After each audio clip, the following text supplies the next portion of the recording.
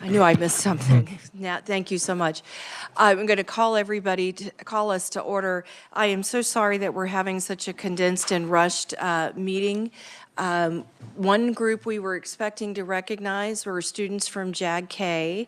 They are not here right now. They are also in the Senate, and I think they are having a very special experience on the Senate floor. If they are able to come in, I'm going to apologize to whichever conferee is talking. I'm going to pause very quickly to acknowledge them because I think they're all working so hard on many great things. Today is a per aspera day, and we're going to do a good job. And I will just say that Ron and I appreciate all the support and comments of concern that we've had. So thank you. I am going to begin with the Leslie Rudd Foundation. Oh, I'm sorry. My apologies. I do need to take care of some business. Our first thing is bill introductions, along with a reminder that Monday is an absolute deadline that I do not get to extend even if I want to. I will have no choice but to tell you no if you try to introduce a bill after Monday. Monday is your very, very, very last day. And it's not just, it's a rule I have no control over, not trying to be difficult, but that's why I'm trying to warn you. So do we have bill introductions? I see Representative Hill.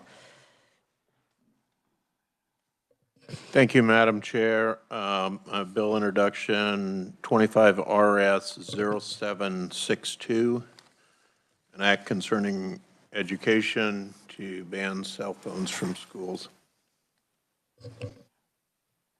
That is germane. Do I have any objections? And did you introduce that on anyone's behalf, or is that your bill? Are you introducing that on someone else's behalf or on yourself? Okay, thank you. Are there any other bill introductions? Seeing none, we will go now to the Rudd Foundation. While they're walking up, I will say Rudd is a name all over my family tree from a long time ago. So it's exciting to have you here.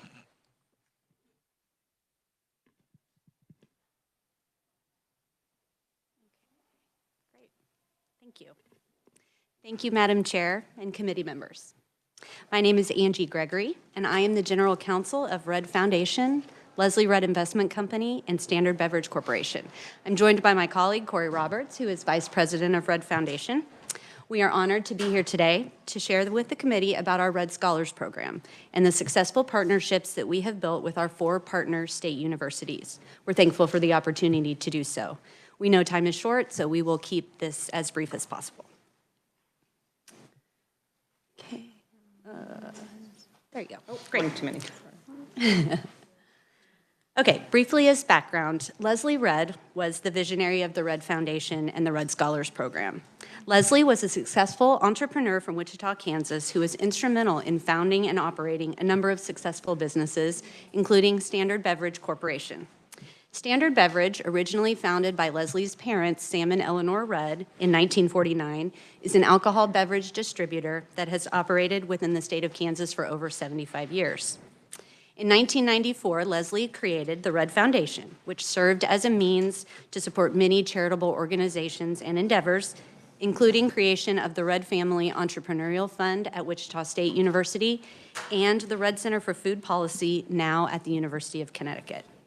However, Leslie's primary vision was a college scholarship program designed to educate and retain some of the best and brightest young people in the state of Kansas. His hope was that by doing so, the program would foster the next generation of leaders in all walks of life in Kansas. Prior to his passing, a key aspect of his estate plan was to ensure that this program was created and funded. He entrusted a board of his family members and trusted business partners to ensure his vision became a reality. My colleague, Corey Roberts, Vice President of the Foundation and leader of the Scholars Program, will share some specifics about the program. Thank you, Angie. Good afternoon, Madam Chair, Committee members, I'm so excited to be here today to share a little bit about our Red Scholar program. The program itself is a last dollar scholarship program. It covers all costs, tuition and fees, books and supplies, and room and board for all 4 years. We pick up whatever federal aid doesn't cover in any other scholarships. We are fortunate to partner with 4 amazing universities in Kansas: Emporia State, Wichita State, K-State, and Fort Hays State Universities. However, funding is just the beginning. What sets us apart from all the other scholarship programs is the element of what we like to call beyond the dollar. We built our program around 4 pillars of development for our scholars. These pillars are support, mentorship, professional development, and giving back. We pride ourselves in building a strong community through these pillars that we like to call our Red Scholar family. Our scholars have the opportunity for monthly coaching, campus activities, free mental health services, mentorship programs, internship, job shadowing opportunities, and many philanthropic and volunteer opportunities. Next slide, Ange. Our scholars are selected through a very rigorous selection process. We average about 650 applications submitted each year. From this pool, we select 70 finalists, which we interview in person in Wichita. And then from that group, we narrow it down to our 50 winners annually. We prioritize first gen where it's possible, and we also emphasize that scholars can pursue whatever degree of study they would like. But above all, we really look for those qualities of Kansans: the grit, determination, and work ethic to succeed. Our initial cohort was 20 students selected in 2018, just days before Leslie's passing. Since the inception, we have awarded 213 full-ride scholarships, which is an approximate investment of $10 million in direct financial support to those scholars and their partnering universities. Our scholars are from 65 of the 105 counties. I looked at the quick list, and I think we have about 5 represented here. So we're working towards getting all 105 counties, and we'll celebrate that when that happens. The requirements of our scholars are a 3.0 GPA. Our scholars also must stay on track to graduate in 4 years, which we've managed to complete 100%. In fact, 29% of our scholars are graduating in 3.5 years or better. We also require our scholars to live on campus all 4 years. They've built really strong communities on their campus that we're proud of, and we've really seen the impact and the importance of them being really close to each other and living in on-campus housing for their success in the engagement on their campuses. And we're proud to say that we have a 93% retention rate. And true to Leslie's vision, approximately 88% of our 79 Red Scholar alumni have remained in Kansas for their first position after graduation. So what's next for the foundation? Our focus continues to be on improving the Red Scholars program and its impact on the individual scholars, partnering universities, and ultimately the state of Kansas. We are focused on the development of a robust alumni program, as our scholars desire a way to continue to have the involvement with the program and give back to the foundation that's given them so much. We know that being part of the Red Scholar family does not stop after graduation. As you can see, we're incredibly proud of our program and truly represent the future of Kansas, and we're honored to be part of their journey. Leslie had a remarkable vision, one that he would undoubtedly be very proud of, as he's seen the impact on the entire state, which was his goal. So today, we just thank you to the committee. This is an opportunity for us to share with you about our foundation. We don't have any specific requests. We just wanted to bring awareness to the opportunity for Kansas students, but we absolutely share the goal of the legislature in keeping our young Kansas people here in the state and attending those in-state institutions. That was certainly Leslie's vision, and we're working really hard to continue his legacy. Thank you very much. Thank you. I love your model. I love the things that you guys have set at goals and the measurements that you're doing, and I'm so thankful for what you're doing. And by the way, this Ruds may be happy to know I'm not a Kansas Rud, so they don't have to lift me down on their family tree. I'm going to take 2 quick questions in fairness to everybody who's been so patiently waiting on us. Do we have questions?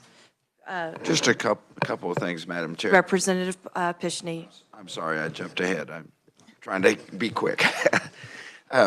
How do you gather the applications that you've referenced here? Is it from the universities themselves, or where do they come? No, we have our own software platform that they apply through, and that's linked to our website. And there's a ton of information about our program on the website. I encourage you to take a look at it. It goes a little bit more in depth. I know you guys were pressed on time, so I tried to condense, but of everything that we do. So, and we actually have about between 1,200 and 1,500 applications started.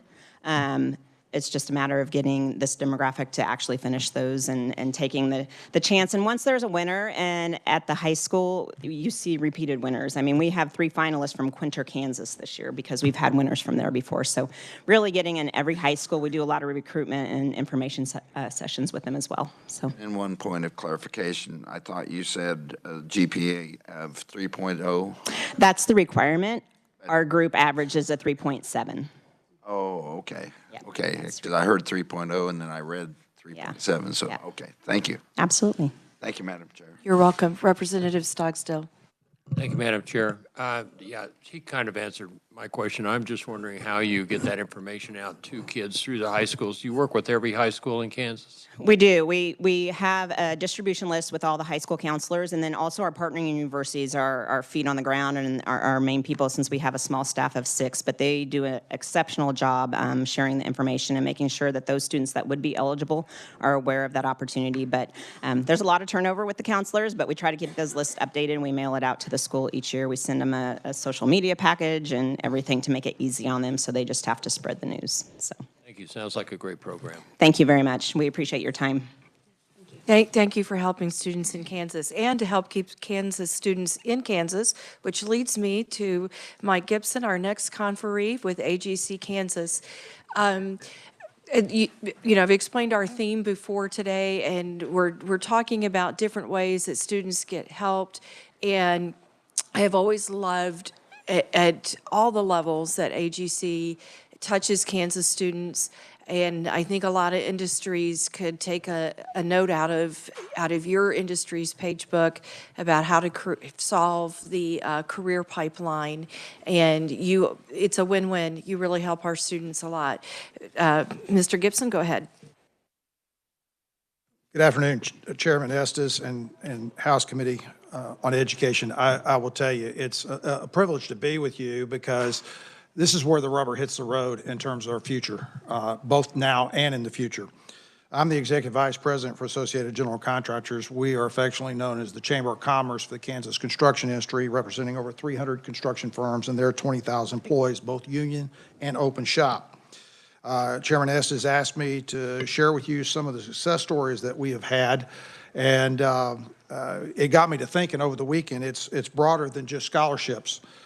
We are the largest industry, for our industry, scholarship fundraiser for construction science students at Fort Hays State, Kansas State, and Pittsburgh State universities.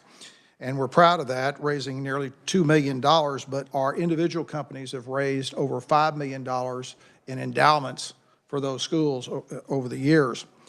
We average about $100,000 to $125,000 per year in scholarships for these construction science students. But one thing that got me to thinking, we were talking about, Chairman was talking about our ability to raise money. The real dollars are in the summer internships. Every student, 100% of the students at those universities receive summer internships, some starting at freshman year, but most of them starting in the sophomore, junior, and senior year. Those students are receiving housing, a sizable stipend salary, mileage, and per diems that range anywhere from $27,500 to $30,000 over that 3 or 4 month period of time. I've been corrected by a lot of my major contractors. The $10 to $11 million that I cite in my testimony is actually pushing almost $25 million across the state in terms of these summer internships. What's important about summer internships? 13 years ago, I moved to Kansas, and I participate in advisory councils for our contractors are on with those schools. I'll single out Kansas State University. I sit in on the seniors. The seniors 13 years ago were asked, how many of you got jobs. There were about 45 graduating construction science students. I said, how many of those have jobs? 100%. I said, how many of them are staying in the state? 30%. This spring, I asked the same question, and over 72% of the graduates are staying in the state of Kansas. Why is that? One, they've recognized the value of the internships. They've gotten to know the Kansas contractor that they've gone to work for. And we have a 90% hit rate now of if those kids do an internship, they're going to go to work for that company they did an internship. Number two, COVID. A lot of the kids started looking around during COVID and saw a lot of neighboring states that were shut down. In fact, we worked with the current administration because they were going to shut down about 60 some odd job sites, and they misinterpreted what construction was essential, and commercial and industrial was part of it, not just residential. But also, we found about 10 years ago, in asking these students, one student told me, I'm taking a job in San Francisco. I said, why? He said, I'm getting paid $65,000 more to work in San Francisco than I can in Wichita. I said, have you done a cost comparison between the two cities? He said, I don't know how to do that. I said, if you go to the U.S. Chamber of Commerce and put it into two cities, you'll find out real quick. But when you do that, give me a call. I got a call the next day. He said, it's going to cost me $110,000 to live in San Francisco.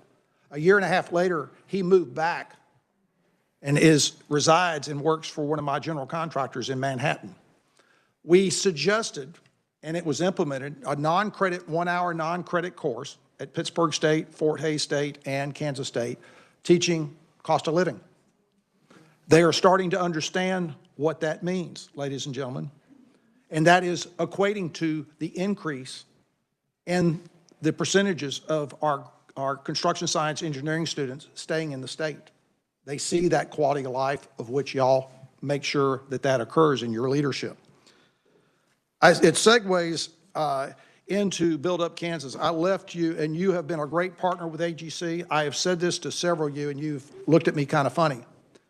In partnering with the construction industry and AGC on Build Up Kansas, you have a partner that cannot fail. What do I mean by that? On that marketing brochure, which you and your colleagues asked for during the election season to showcase to your constituents, we need 58,000 new construction workers over the next 5 or 6 years.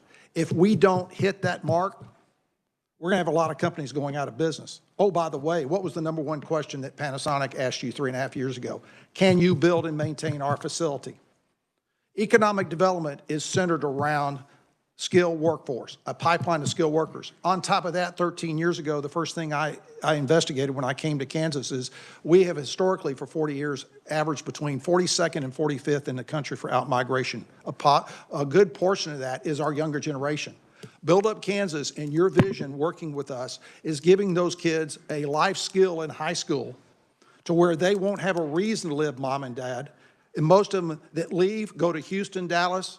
They meet their future spouse in Houston and Dallas. And oh, by the way, when they start having kids, and we have a parent, we're going to get a video from us Monday, a legislative video on Build Up Kansas, one of which a Hispanic single mom at Wichita East in Wichita talks about how her son had no idea what he was going to do, enrolled at the carpentry program at Wichita East, and is getting ready to graduate, already has a job waiting for him, starting at $21 an hour.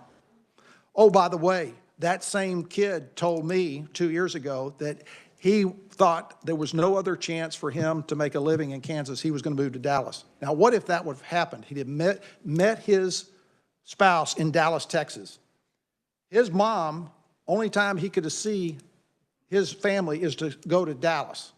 And then, oh, by the way, when his mom retires, what's she going to do? She's going to take her home, sell her home, take her wealth, and move to Dallas, Texas, which means less tax dollars for you as legislative leaders to reinvest in the quality of life that we all know in Kansas. And I can tell you, I'm a testament. I grew up in Houston. I can promise you, the quality of life in this state is second to none. I spent most of my life on a freeway sitting in a parking lot. And I can do a lot more productivity in this state. And the younger generation is starting to see that. But they're seeing it because you, as visionaries, are providing money to an industry who is leading the charge to provide a life skill. Now, what does that mean? We identified 298 high schools 3 years ago when you partnered with us. We're right now at 142 high schools, the fastest ramping up of CTE vocational program this state has ever seen in its history. Last semester, we enrolled 9,000 students across the state in construction trades programs, compared to 3 years ago, only 2,500. Major increase. 275 instructors across the state have been certified. This curriculum is the #1 curriculum in the country. It's called the National Center for Construction Education Research. It comes with credentialing. Those credentials are what the industry is looking to hire, not just construction, aviation, agriculture. Oh, by the way, NCCR just added agriculture at the request of the National Agriculture Association, wanting their curriculum got outdated, didn't have credentials. They came to our partner and said, could you create that curriculum? We're in discussions now with some of your colleagues about how we can help agriculture get those credentials that construction is getting. We have, I had an example. We host every fall a construction industry barbecue, both in Topeka and Wichita. I met a young lady that graduated. Her name is Brooke Hubler. She's a graduate of Osage City High School. This is a great example of what I'm talking about. Unbeknownst to me, because y'all were in an election, I know I'm shutting down. I didn't think we were going to have anybody from the legislature attend. Chairman Tarwater and Bill Sutton attended, and I took this lady over to introduce to both of them. What was special about her? She had no idea what she was going to do in high school. And our friend said, why don't you enroll in the carpentry program at Osage City? She did, and then she looked at our Build Up Kansas website, which showcased a 2-minute video of Pittsburgh State. She enrolled at Pittsburgh State 3.5 years ago, graduated, and now she's working for KBS Constructors here in Topeka, making close to $80,000 a year. Oh, by the way, I didn't tell you the 9,000 students, 21% are female. We're attracting females at a rapid pace into the construction industry. I share this all with you because at the end of the day, you have a great partner that's not only helping the universities. The other thing that I saw when I came here 13 years ago, we did things, I consider Kansas did things upside down. You didn't populate the lower tier in the high schools with skills, technical skills, that become a feeder system into the community college, which, oh, by the way, Blake Flanders and I compare notes. We're starting to see an uptick in enrollment at the community colleges because now you have kids at the high school level wanting to take the next step. And oh, by the way, Ms. Hugler found her way to a university that she never would have gone to Pittsburgh State if she hadn't enrolled into a skilled trade program at high school. So we're going to continue to work. We're going to continue to succeed. Why? Because if we don't hit our mark, we're going to have companies going out of business. And oh, by the way, the next time you want to attract, whether it's a Panasonic or a small or medium-sized business or industry into Kansas, you will not be able to answer that question. Can you build and maintain the facility? So we are very, very proud to be a partner with you. We will continue to strive to use your taxpayer dollars so you can go back and tell your parents, your constituents, that yes, in fact, I'm helping your son or daughter get a good paying job and stay in the state of Kansas. I stand ready for questions. Mike, thank you so much. I feel like such a heel saying, please drive all the way up from Wichita and now rushing you. I saw a question from Representative Hubert. We'll do that, and then we have 11 or 13 minutes left, so go ahead, Steve. Thank you, Mr. Chairman. Your cost of living curriculum, I would love to get a copy of that you maybe could share with the committee, and then we can share that with Randy Watson next week, because it could be a part of our financial literacy curriculum. I think that they would go hand in glove in part of what we want our kids to learn. Absolutely. Thank you. Okay. All right. I think we're ready. To move on, but what I love about Build Up Kansas is you hear that it helps with graduation rates. It helps keep students interested in high school. It answers how do we fill in getting teachers to help be part of this program, and it helps to continue to move on, and it helps through the academic post-secondary programs and then stay in Kansas. So just is something I really wanted you guys to understand what it does and how it works. Mike, thank you so much for being here. In closing, Madam Chairman, that young lady, that mom in Wichita, she told me for the first time she felt like there was hope in her family for the future. That's what you, ladies and gentlemen, are providing, is hope for our younger generation to make Kansas. They were born here, they were raised here, they're having fun here, but by goodness, they need to stay here and take over the reins when all of us retire. Thank you so much for your leadership. Thank you. I am going to go next to the Board of Regents and to Elaine. Dr. Harwood, I know that we're going to run out of time on you. I know that during the session, it probably becomes impossible to get any work done because you're over here waiting on us. I apologize. I appreciate your grace. And if you ditch us and go get work done, we're not offended. But, I'll work with you on rescheduling. Okay, Elaine, go ahead. Thank you. Elaine Frisbee, I'm Vice President for Finance and Administration at the Board of Regents and the daughter of a construction engineer who owned Frisbee Bridge Company here in Kansas for many years. So happy to be here today.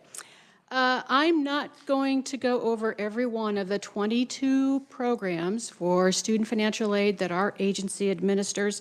You have that all before you, all the glorious detail of every one of those. Just a few things. We have had great success from our advocacy. On the second page, you'll see a little bit of a trend table. Your state support of our programs has grown exponentially, so we've had a lot of success. We are able to serve thousands of more students a year thanks to your assistance. As recently as fiscal year 22, we had $26 million of state funding for our programs, and we are hoping that for the coming years, we will have $72 million in state funding. So thank you for your support. For those 22 programs, there are lots of nuances and details for every one of them. I do provide you a table that explains where those applications can go. So if you receive a scholarship for the Teacher Service Scholarship, where can you go and still be enrolled as a student, and you can use your scholarship. So just highlighting some of that for you. Also, a few of the programs.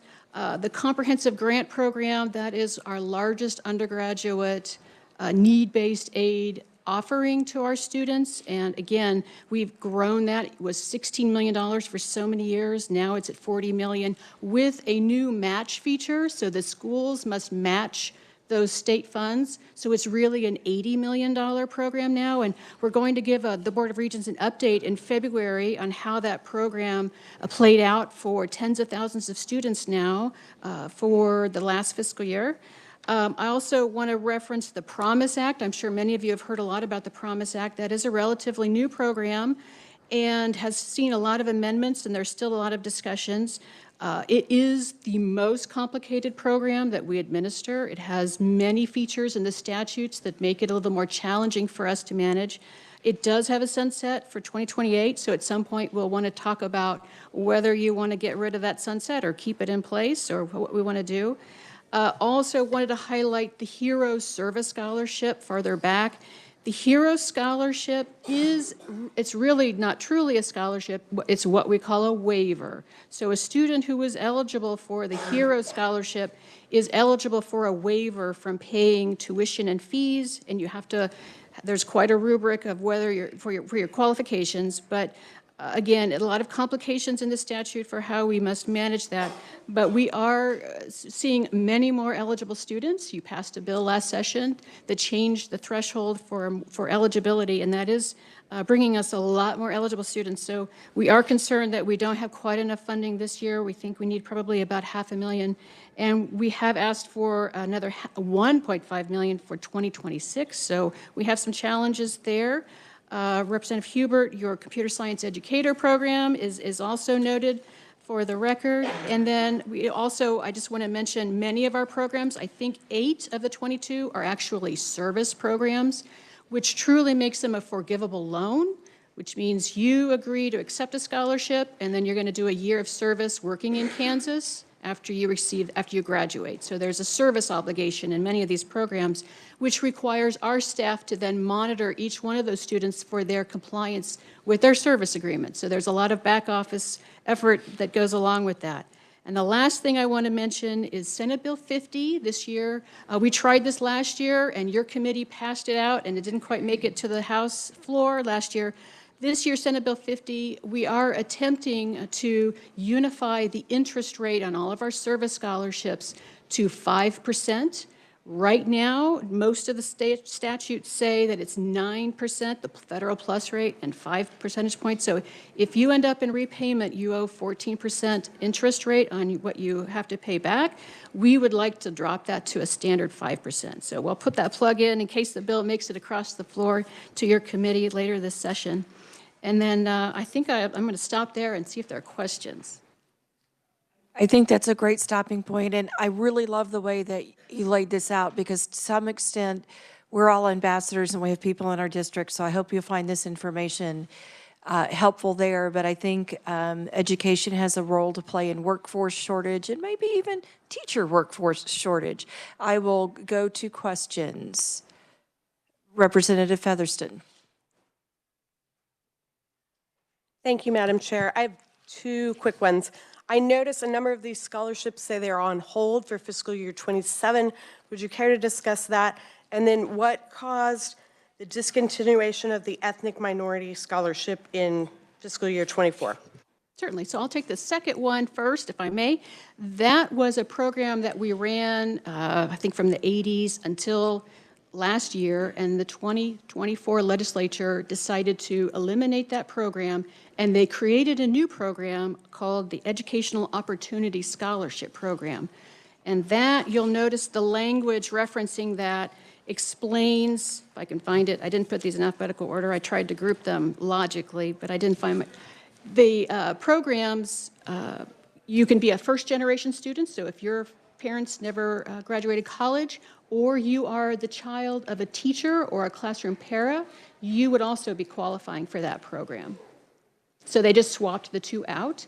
The second question related to the funding for fiscal year 2027, for 2 or 3 years, the legislature has been generous in forward funding our financial aid program. So generally we get our state appropriations, our budget bill has 1 year at a time.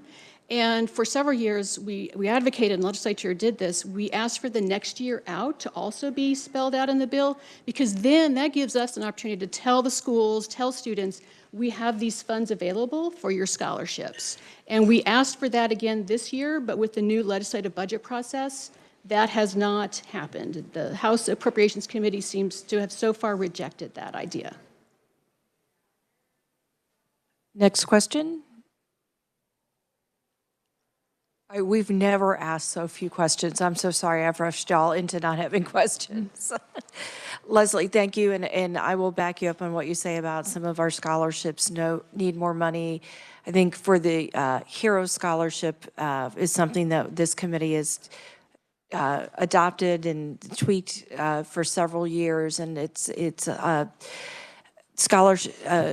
scholarship money for people who are children of first responders and military who are 80% disabled or more. And this year they had requests for $500,000 in scholarships, more than we had appropriated. And we have been increasing it, and we're doing a better job of getting the word out. And so thank you, Leslie, very much. And I appreciate that your contact information is all there, yes, so people can give you a call, visit with you, and ask questions. You're off the hot seat. Frank, we'll come back to you when we can reschedule. And if you, I'm going to call to your attention, I'm going to let Elaine, Legislative Research, hop up there really quickly and hand out a list that they created, because I'd like for you guys to be looking and thinking about some of these things. And one thing you'll notice is, like, we don't even have it all identified. So sometimes I think we have a lot of great things here and there when we don't have a whole comprehensive look. And that's important for you to have. I've got one.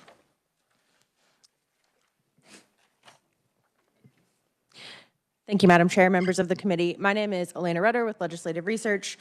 Nicole is passing out a list that we put together of financial assistance options in Kansas, and it includes various scholarships, grants, loan programs, workforce development programs, and then other mentions include like Build Up Kansas, for example.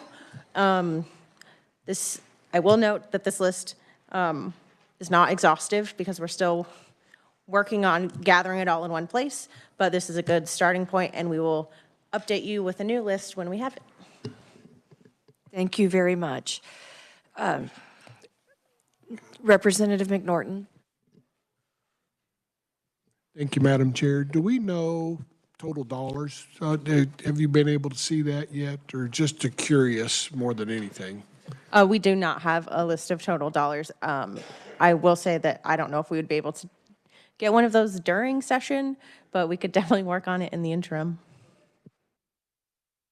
I like the idea of hearing that as we continue to flesh out the list. And my appreciation back to the Board of Regents and to the Department of Education for helping us is this will be my intern's project this year to help us flesh out the list and get it into something marketable so that we can share it with counselors across our states. I think that's because we have some wonderful things and we want to make sure they're doing what we intend them to do.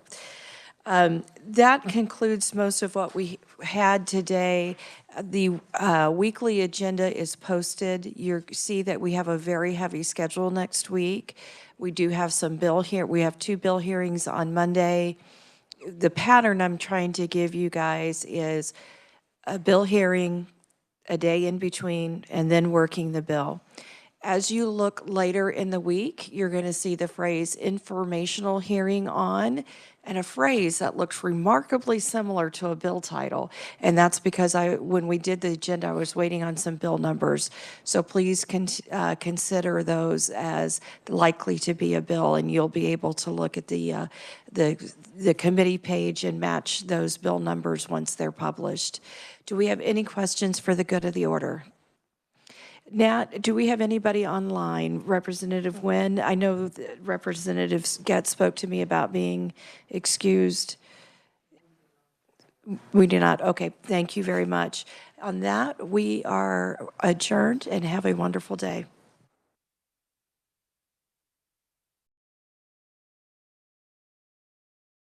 Representative Steele said we're not meeting tomorrow. That was in your schedule as call of the chair.